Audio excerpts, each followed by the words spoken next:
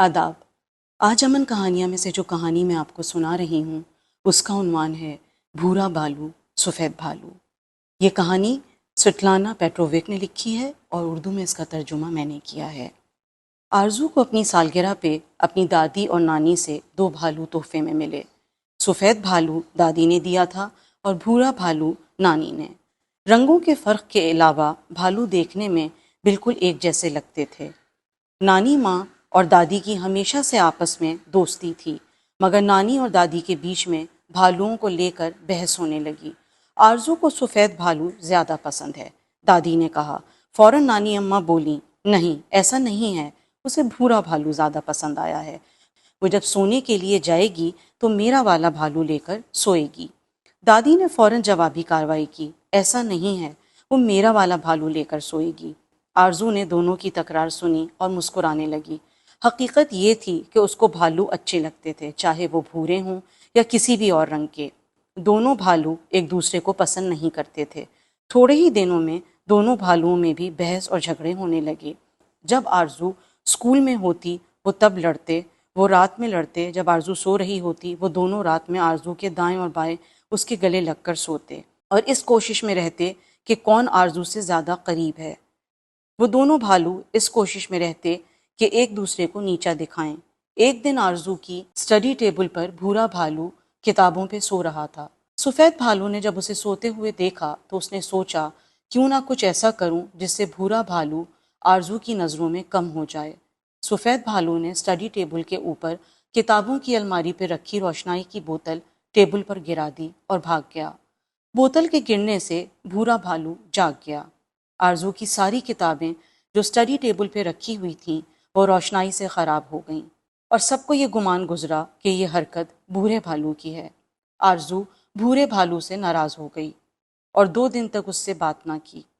بھورا بھالو بہت اداس ہو گیا کیونکہ وہ آرزو سے بہت پیار کرتا تھا۔ سفید بھالو نے اس کا مذاق اڑایا، دیکھ لیا آرزو تم سے کم پیار کرتی ہے کیونکہ تم بھورے رنگ کے ہو اور اس واقعے کے بعد وہ تمہیں اپنے کمرے سے باہر نکال دے گی۔ سفید بھالو کی مسکراہٹ میں جو عیاری اور تمسخر تھا اس سے بھورے بھالو کو اندازہ ہو گیا کہ اس واقعے میں سفید بھالو کا ہاتھ ہے۔ بھورا بھالو بہت اداس تھا کیونکہ آرزو اس سے خفا تھی اور سفید بھالو پہ بہت غصہ بھی تھا۔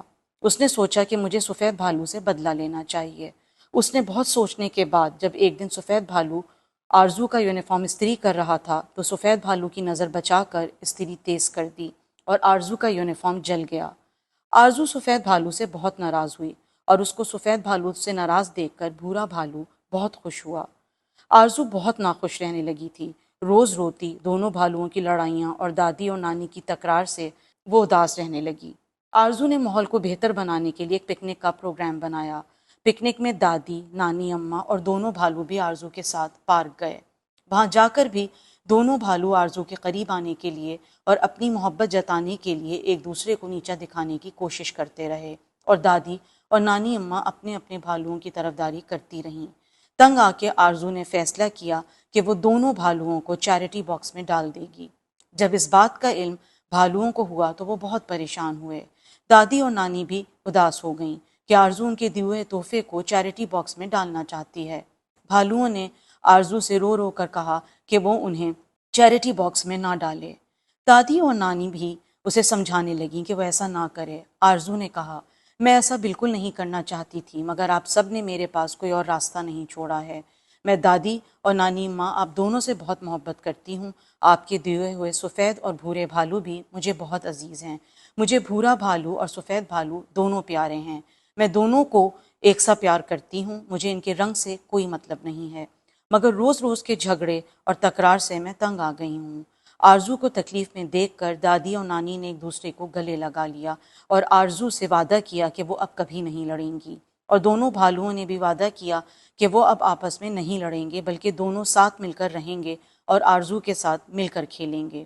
آرزو بہت خوش ہو گئی اور دوڑ کر دادی اور نانی سے لپٹ گئی۔ دونوں بھالو بھی بھاگ کر اس کی ٹانگ سے لپٹ گئے۔ اگر یہ کہانی آپ کو پسند آئی ہو تو بتائیے گا ضرور۔ شکریہ۔